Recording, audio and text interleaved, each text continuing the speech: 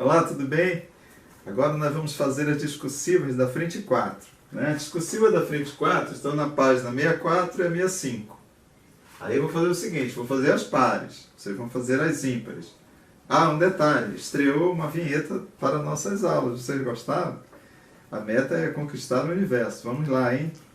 Bem, nessa frente vocês sabem que a gente desenvolve os conteúdos básicos, né? da cinemática, da mecânica em geral. E aqui na página 64, nós temos a questão 6. A questão 6 é da UERJ, né, da Universidade Estadual do Rio de Janeiro, e diz assim: o motorista dirige um automóvel em um trecho plano de um viaduto, o movimento é retilíneo uniforme, a intervalos regulares de 9 segundos. O motorista percebe a passagem do automóvel sobre cada uma das juntas da dilatação do viaduto, e sabendo que a velocidade do carro é de 80 km por hora, determine a distância entre as duas juntas consecutivas. Né? Então você vai fazer a montagem da questão. Veja, os intervalos são regulares, porque é um movimento uniforme, e a velocidade do carro sendo a 80 km por hora, você vai ter a cada intervalo 9 segundos. Ora, então, sabendo que o espaço é a velocidade vezes o tempo, e aqui nós temos um probleminha. A velocidade está em km por hora e o tempo está em segundos. Então o que você vai fazer? Você vai transformar de km por hora para metros por segundo. Mas aí você percebe que esse cálculo, 80 dividido pelo 3,6, não vai dar exato. Ora, se ele não vai dar exato, não faça essa conta agora, para não se estressar logo no início. Então você vai fazer 80 dividido por 3,6 vezes o 9. Só que o 3,6 é amiguinho do 9, dá 0,4. Pronto. Agora, sem estresse nenhum, você tira a vírgula, porque isso não é redação, né? Então fica 800 dividido por 4, que vai nos dar 200 metros. Ok? Então esse é o resultado da primeira questão da aula 6. A segunda questão, que é uma questão da Unicamp, né, já bem elaborada, homenageia aqui nosso Encontro das Águas. Então diz o seguinte: o Encontro das Águas do Rio Negro e dos Solimões, nas proximidades de Manaus, é um dos maiores espetáculos da natureza local. As águas dos rios que formam o rio Amazonas correm lado a lado por vários quilômetros sem se misturarem.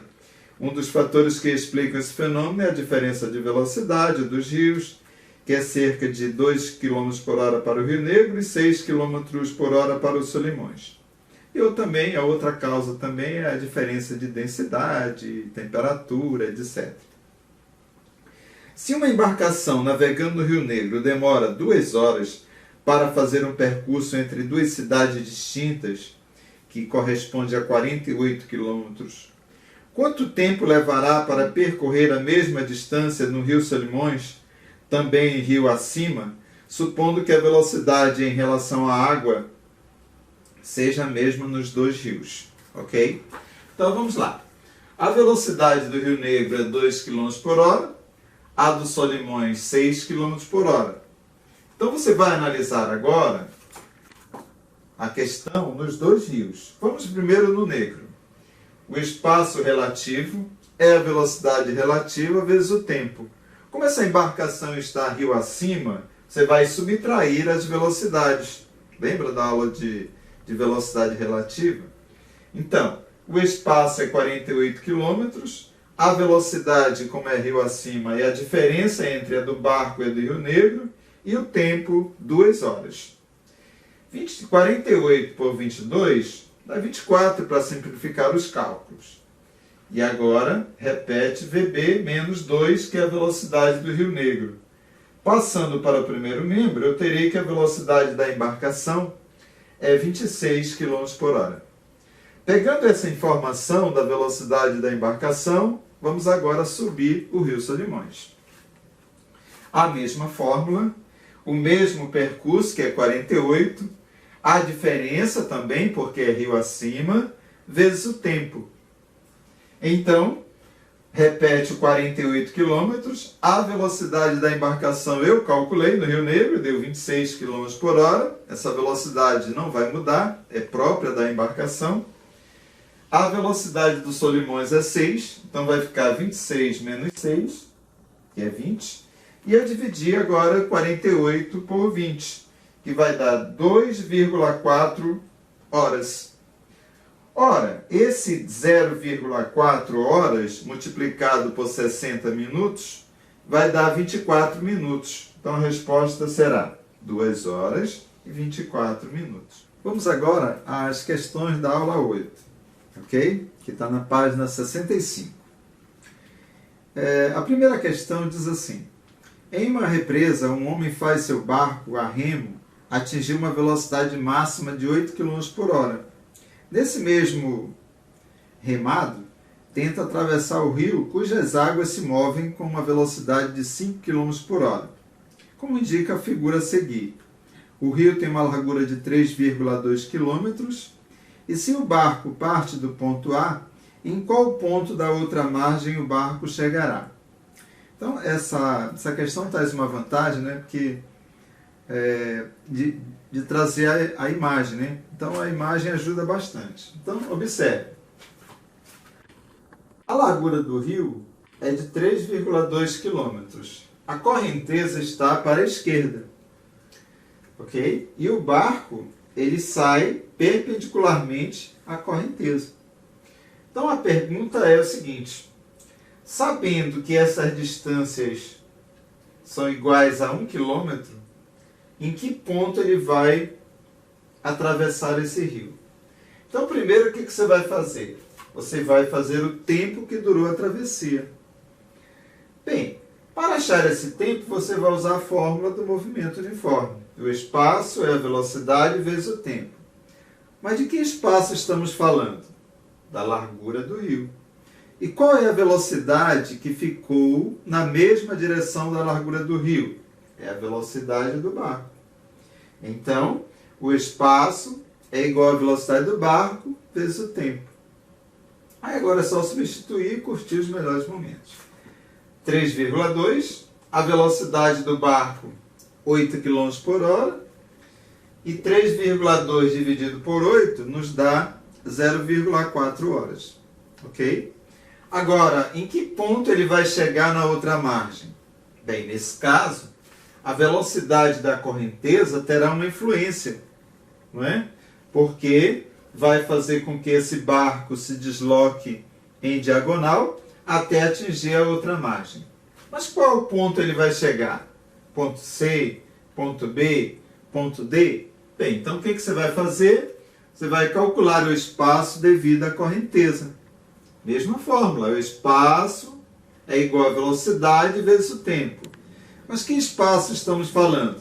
O espaço na mesma direção da velocidade da correnteza. Então, esse espaço será a velocidade da correnteza, que é 5, vezes o tempo que nós calculamos, que foi 0,4. 5 vezes 0,4, 2 km. Como cada espaço vale 1, observa que ele vai atingir o ponto C. Ok? Veja que quase eu acerto a direção. Tá? Por um triz, não sei. Então, aqui está. Ele chegará no ponto C. E agora, já com saudade da aula, vamos à segunda questão da aula 8. É da Federal de Pernambuco.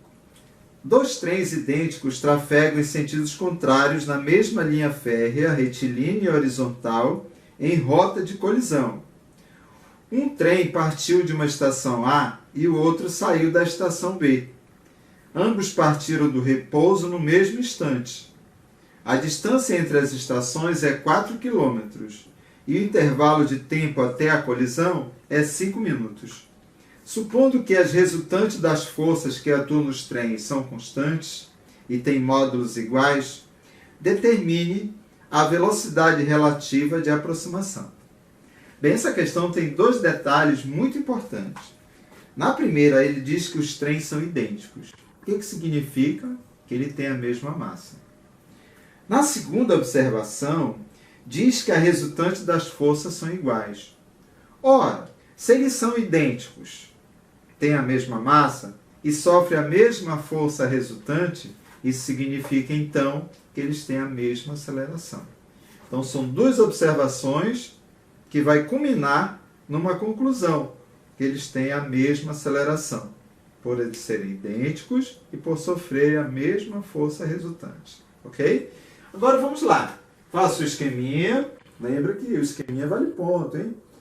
Então, um trem sai da cidade A, partiu do repouso, e o outro sai da cidade B, que também partiu do repouso. Então, as velocidades iniciais são iguais a zero.